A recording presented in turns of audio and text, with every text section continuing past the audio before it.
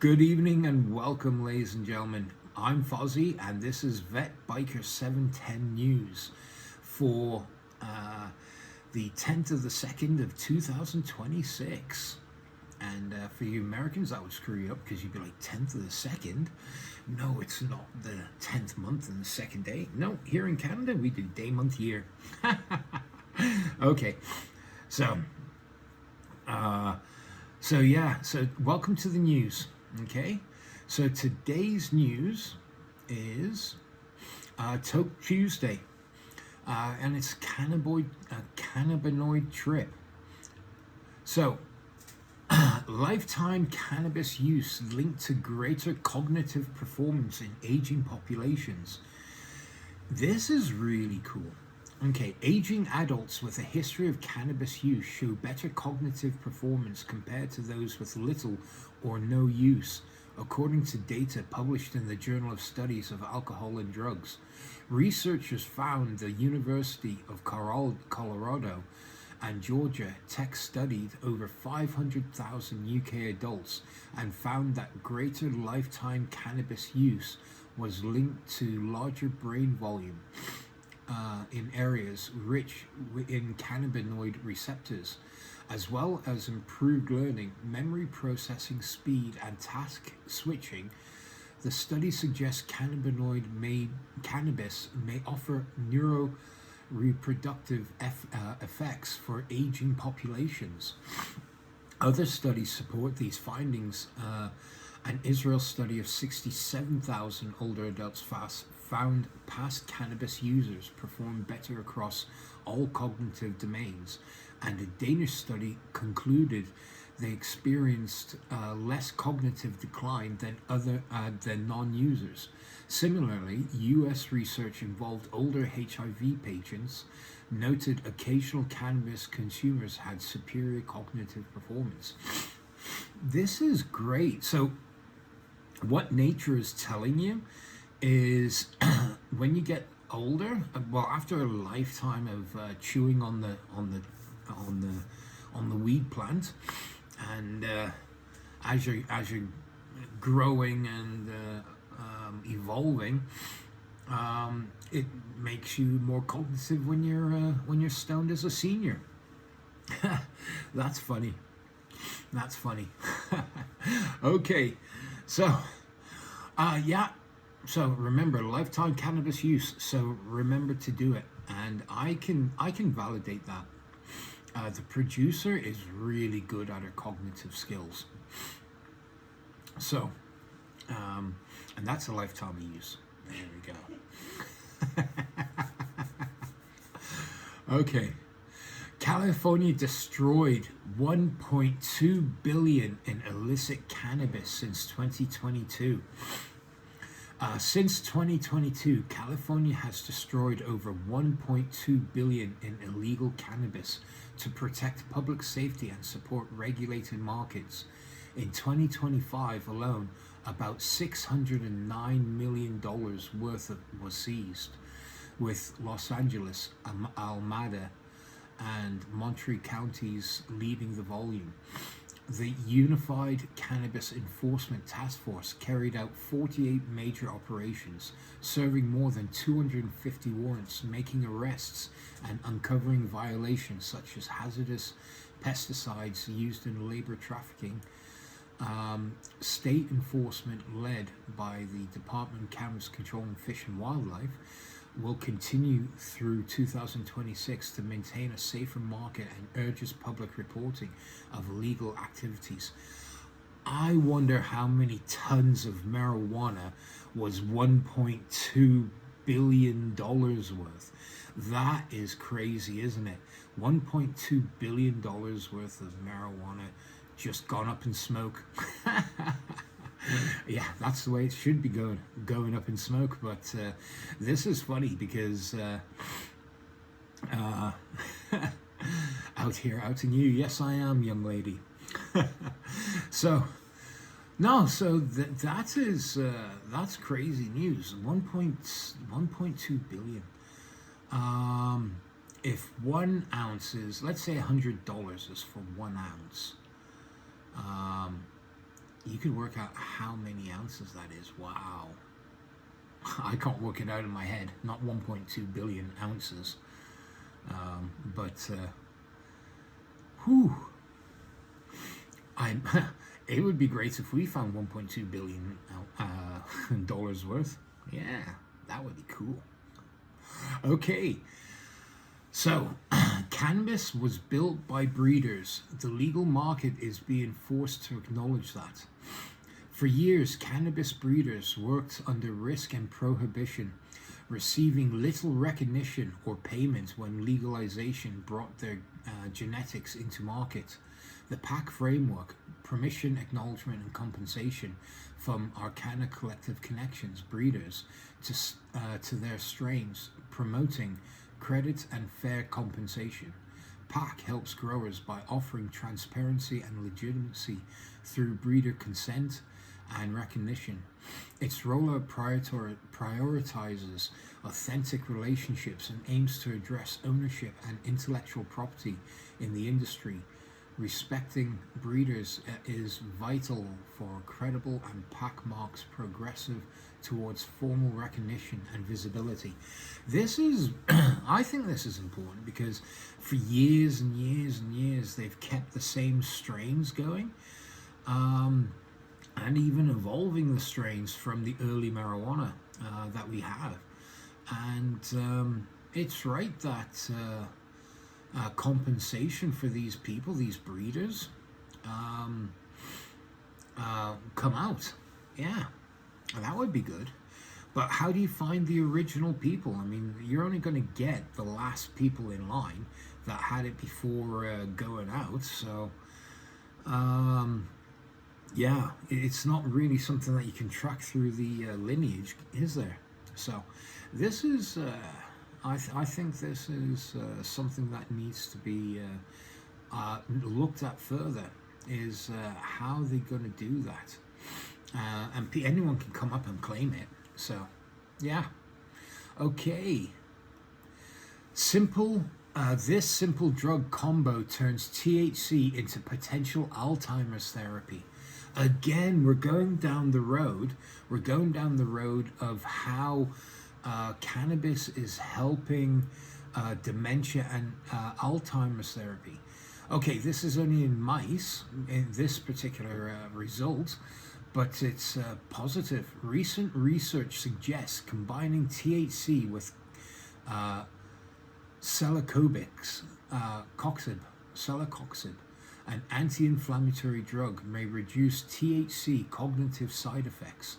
While THC has medical use for inflammation and neuroreproduction, it impairs learning and memory, implicating its use in neurological treatments. Professor Chu Chen team at UT San Antonio found that low-dose THC paired with celecoxib provided mental performance and reduced Alzheimer's-related brain abnormalities in mice. Both drugs are FDA approved, exhibiting quicker clinical trial opportunities.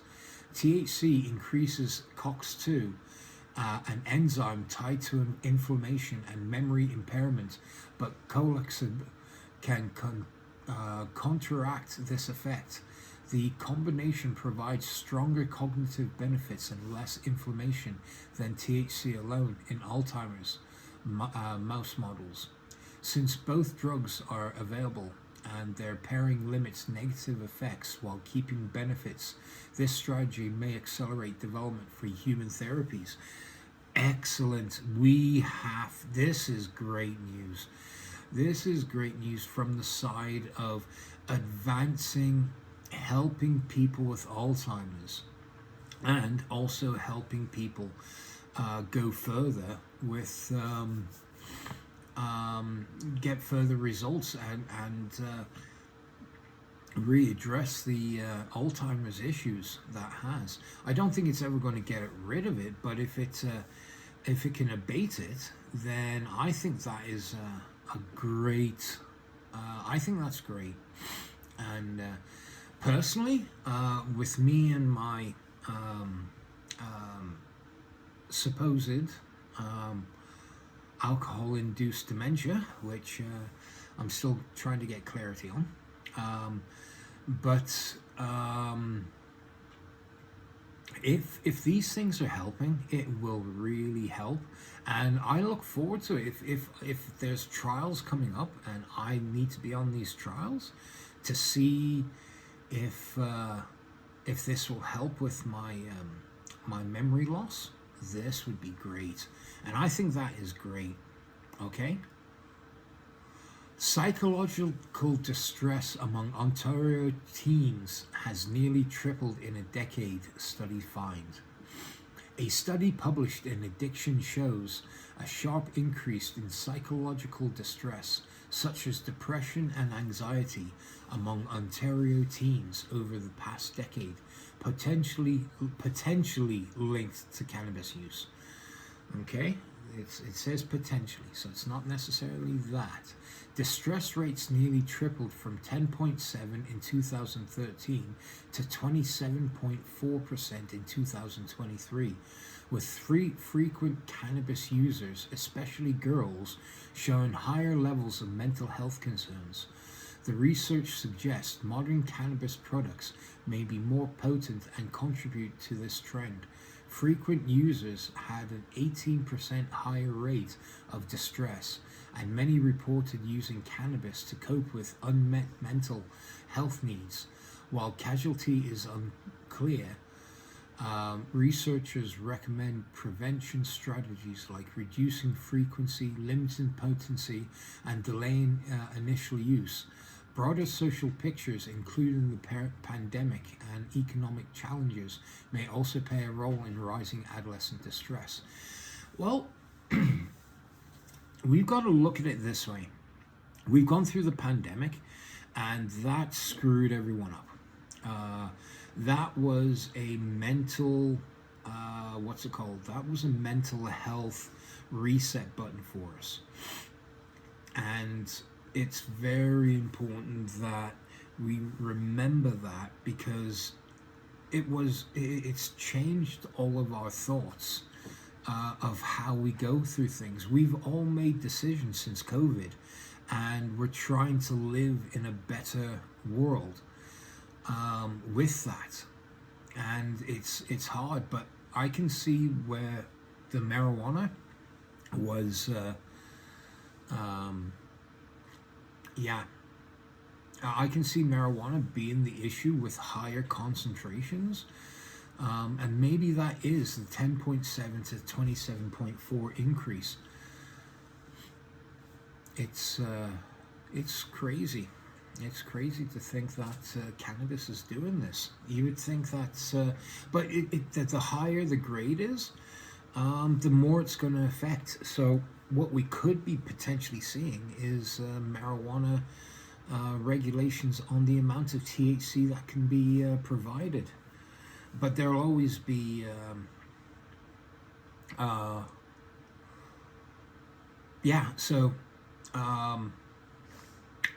sorry, I just lost concentration there. Let me carry on. Okay, cannabis now most widely used drug in Afghanistan. Get this, ladies and gents. Okay, so Afghanistan, when the Americans came into it, used to produce the majority of the food from that part of the world. Once the Americans moved in, they changed it to poppy fields. So the locals and the Iranians would get crushed by the amount of opium that's coming in. And that's it's something. And Pakistan as well was part of the ticket, but the crop is changing. The crop is now changing to cannabis. So according to the United Nations Office on Drugs and Crime, cannabis is now the most widely used drug in Afghanistan, overtaking opium. Use of pharmaceutical narcotics has also surpassed opium use over the past year. Drug consumption varies by region, with increased use of K tablets in cities. The UN reports that poverty and unemployment are closely linked to drug use, which places extra financial strain on families. Drug use among women is rising, but data gaps make accurate statistics difficult. While exact numbers are unknown, the Taliban estimated 2 years ago that 5 million people are addicted and have relocated addicts to prisons. So, that's yeah. Well, I think the addicts that they're putting in prisons would be the opium addicts, because marijuana, you don't you get sluggish, but you don't get spaced out and well, I do sometimes. So no. Yeah, it varies by region, probably how close it is to the growing fields, and the Taliban are taking a lot of this money. So that's been a way for them to instill distrust among the Iranians, Afghanistans, and that, because it was so full of opium. But now, cannabis, yeah. I thought there was Afghan hash, a lot of it. And I thought a lot of hash and stuff like that came from Afghanistan, should I say. Okay. Cannabis recall due to heavy metal expanded to more products. A recent update to a cannabis product recall has added 7 additional lots due to heavy metal contamination. The SQDC initially issued a recall on January 13th for one lot of 3.5 gram cannabis flower SKU from Lunaire, citing contaminant levels exceeding Health Canada's regulatory limit, which may present a health risk. On January 15th, Health Canada released its own recall notice for this product, reporting that the affected lot contains arsenic, a toxic heavy metal, and concentrates above the permissible threshold. Subsequently, on February 3rd, Health Canada announced a new recall covering 7 more lots of Lunaire Fleur de Lune dried cannabis and cannabis pre-rolls distributed in Quebec and Yukon, as well as via the National Medical Cannabis Platform. So, this is arsenic. Arsenic is lethal. So check your stuff if you've got anything from Lunaire over since the 13th of January. Make sure it's not one of the recalls, because we need to make sure that you guys are safe, because cannabis use is good, and these are why the regulations for growing have been put in place, and this is why medical cannabis is so much more expensive than street marijuana and street cannabis and all that sort of stuff. So no, good on them, they found it. Okay. Colorado researchers want to know if cannabis compound can treat marijuana addiction. The National Institute of Health says hospitalizations for marijuana in Arizona rose by about 20% over 5 years as the state legalized recreational use. Now researchers in Colorado want to know if a cannabis compound can treat addiction. The compound is a cannabinoid called CBD, and it doesn't intoxicate. The University of Colorado is studying if CBD can help people with marijuana dependency consume less. As many as 1 in 5 marijuana users develop an addiction, but there are few treatments. Researchers want to know if CBD can help fill that void. It interacts with some of the same brain receptors as marijuana's psychoactive compound called THC. CBD can also influence serotonin levels and potentially reduce withdrawals from study if funded. Study is funded by a $3 million federal grant. This would be interesting because if you could take away someone's addiction through them using CBD, this would be great because it's using one cannabinoid to help another cannabinoid. And it would reduce because they say 1 in 5 people actually get addicted to marijuana. So this is really important that this test is being done. But I think there needs to be more in the research. We need to know more stuff of what's happening. Because it's very close to if you can pull someone off with CBD, that would be great. But I think where people are so hooked with marijuana is the buzz and the high that you get, and I think that's what they want. That's why people have the THC. CBD is out there. I've got CBD stuff, but I barely use it. But it is something to be used for sleep and relaxation. So that's good.